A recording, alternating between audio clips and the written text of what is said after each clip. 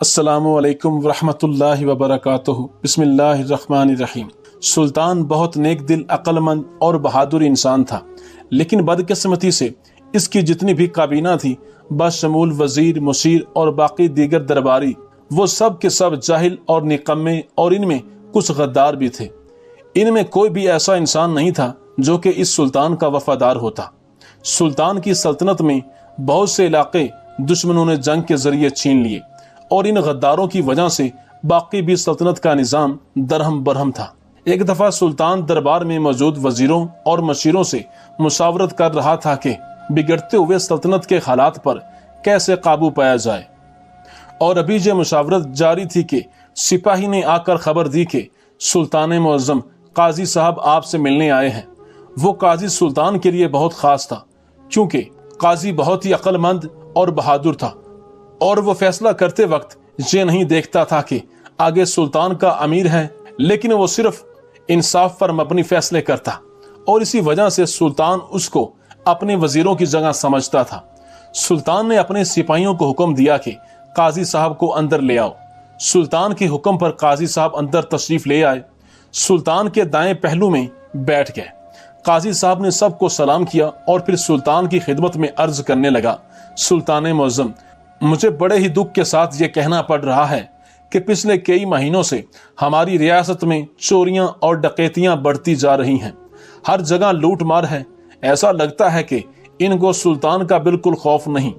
یہ سن کر سلطان معظم فرمانے لگے کہ میں اسی موضوع پر اپنے وزیروں اور مشیروں سے مشاورت کر رہا تھا کہ آخر ان بڑھتے ہوئے مسائل پر کیسے قابو پایا جائے۔ قاضی صاحب نے چھپے ڈھکے الفاظ میں کہا، سلطان معظم، سلطنت اس وقت گرتی ہے جب اس کی بنیادیں اندر سے ہلائی جائیں۔ سلطان نے کہا، قاضی صاحب کیا کہنا چاہتے ہیں؟ سلطان نے مشاورت برخاست کر دی اور قاضی صاحب کو حکم دیا کہ میرے کمرے میں ملو۔ سلطان معظم اور قاضی صاحب کے درمیان گفتگو ہوتی رہی، اور قاضی صاحب نے سلطان کو بتایا کہ حضور والا، بغاوت آپ کے اپنے ہی گھر سے شروع ہو گئی ہے، اس لیے آپ کی سلطنت دن بدن کمزور ہو رہی ہے، اور مجھے خدشہ ہے کہ آنے والے وقت میں سلطنت کی عمارت گر جائے گی۔ یہ سن کر سلطان نے کہا کہ تم اپنی بات تفصیل سے بتاؤ۔ تو قاری صاحب نے سلطان کو صاف صاف بتا دیا کہ بغاوت آپ کے اپنے وزیر اور قریبی مشیر کر رہے ہیں، اور غدار بھی چھپے ہوئے ہیں۔ اور اس کے بعد قاضی صاحب نے سلطان معظم کو یہ بھی بتایا کہ آپ ان کو کس طرح بے نقاب کر سکتے ہیں۔ سلطان اور قاضی صاحب کے درمیان ابھی یہی باتیں ہو رہی تھیں کہ ایک سپاہی نے آ کر خبر دی کہ حضور والا، ایک سوداگر باہر کھڑا ہے جو قاضی صاحب سے ملنا چاہتا ہے۔ ہم نے اسے بہت سمجھایا کہ قاضی صاحب سلطان کے ساتھ اہم مشاورت کر رہے ہیں، لیکن وہ ماننے سے انکار کر رہا ہے، اور اس نے بہت شور مچا دیا، جس کی وجہ سے ادھر ادھر کے لوگ اکٹھا ہونے شروع ہو گئے ہیں۔ یہ سن کر سلطان نے حکم دیا کہ اس سوداگر کو میرے کمرے میں لے آؤ۔ قاضی صاحب نے کہا، سلطان معظم، سلطان کی حفاظت سب سے اہم ہوتی ہے، آپ اسے کمرے میں نہ بلائیں۔ لیکن سلطان نے کہا، جب تک میری زندگی لکھی ہے اس وقت تک مجھے کچھ نہیں ہوتا، اس سوداگر کو اندر آنے دیجیے۔ سلطان کے حکم پر سوداگر کو قاضی صاحب اور سلطان کے سامنے حاضر کیا گیا۔ قاضی صاحب نے اس سے پوچھا، بتاؤ ایسی کیا وجہ تھی کہ میری عدالت کی بجائے تم یہاں پہنچ گئے؟ تو سوداگر نے کہا، قاضی صاحب، میں آپ کی عدالت میں گیا تھا، لیکن آپ وہاں موجود نہیں تھے، اور مجھے آپ کے محافظوں نے بتایا کہ آپ تقریباً 15 دن کے بعد واپس لوٹیں گے، اور میں اس وقت تک انتظار کیسے کر سکتا تھا، اس لیے میں آپ کے پاس ہی آ گیا۔ یہ سن کر قاضی صاحب نے کہا، بتاؤ تمہارا مسئلہ کیا ہے؟ تو سوداگر نے کہا، قاضی صاحب، میرا گھوڑوں کا استبل ہے، اور اس میں میں نے سینکڑوں گھوڑے رکھے ہوئے ہیں، اور میرا ہر رات ایک گھوڑا چوری ہو جاتا ہے، اور جب یہ 2-3 مرتبہ ایسا ہوا تو میں نے محافظوں کی تعداد دوگنا کر دی، لیکن وہ چور اتنا شاطر اور چالاک ہے کہ وہ محافظوں کو چکما دے کر ہر رات ایک گھوڑا چرا کر لے جاتا ہے۔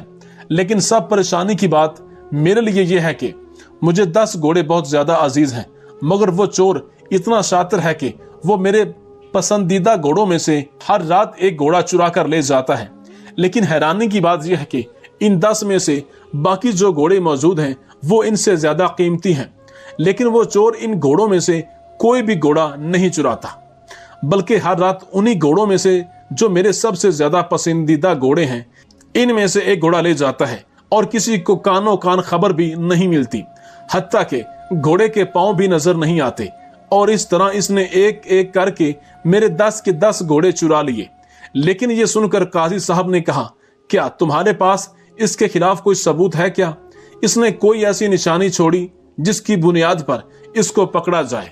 ये सुनकर इस सौदागर ने अपनी जेब से कपड़े की पट्टी निकाली और काजी साहब को कहा, काजी साहब, आज रात जब इसने घोड़ा खोला तो इसके हाथ से शायद या जेब से ये पट्टी वहां रह गई थी। सिपाही ने पूछने पर बताया कि इनमें से ये किसी की नहीं तो यकीनन ये उसी चोर की होगी जो शायद चोरी करते वक्त इससे गिर गई होगी। यह सुनकर सुल्तान सलाहुद्दीन अयूबी ने कहा, ए बेवकूफ सौदागर, काजी साहब इस एक पट्टी से इतने बड़े चोर को कैसे पकड़ेगा? तुम्हें कोई और बड़ा ठोस सबूत लेकर आना होगा। यह सुनकर काजी साहब हंसने लगा और फरमाया, सुल्तान मुअज्जम, यही एक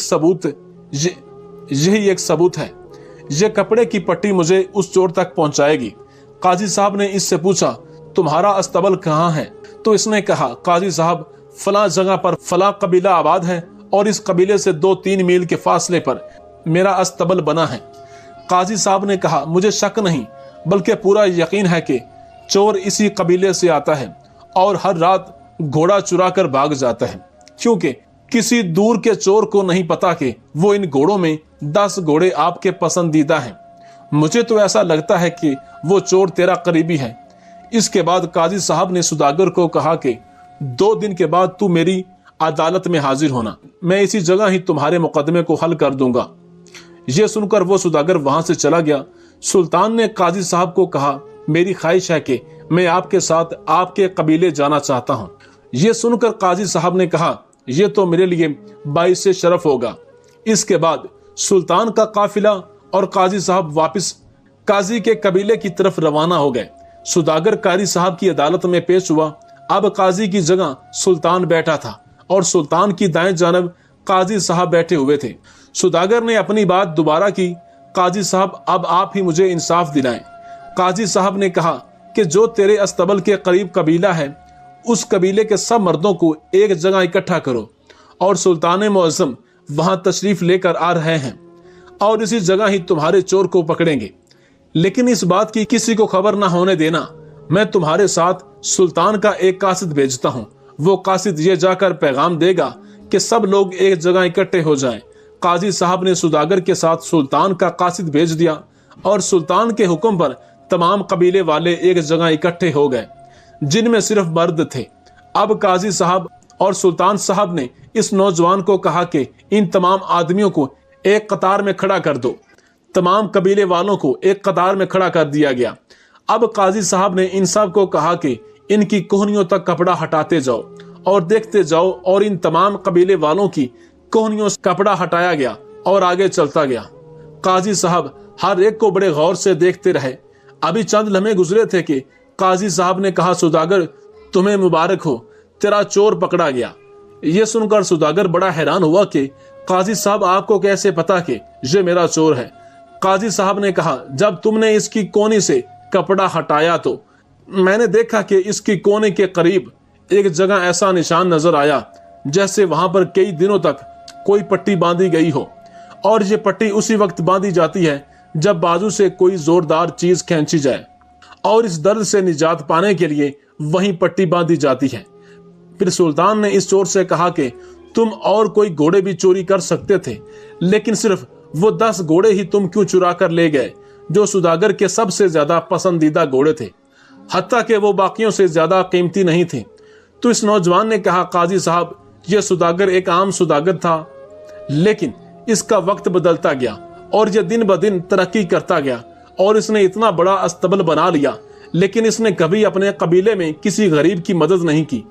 कबीले के कई खैमों में गरीब लोग कई के दिन तक भूखे सो जाते हैं, लेकिन इसने कभी किसी को एक निवाले के बारे में भी नहीं पूछा। मैं इसके पास मदद तलब करने के लिए आया था, लेकिन इसने मेरी एक ना सुनी। जब मैंने देखा कि ये इतना सख्त दिल हो गया है, तो मैंने ठान ली कि मैं आहिस्ता आहिस्ता इसके तमाम घोड़े चुरा कर ले जाऊंगा, लेकिन मैं ये जुर्रत इसके सबसे पसंदीदा घोड़ों से करूंगा, تاکہ اسے بھی پتا چلے کہ جب کسی سے پیاری چیز چھین لی جائے تو کتنا دکھ ہوتا ہے۔ آپ نے کہا تمہارا دل صاف تھا لیکن تمہارا طریقہ کار غلط تھا، اب بتاؤ وہ گھوڑے کہاں ہیں؟ اس نے کہا قاضی صاحب میں نے وہ گھوڑے فلاں تاجر کو بیچ دیے اور ان سے راشن خرید کر میں نے تمام قبیلوں کے لوگوں میں بانٹ دیا ہے۔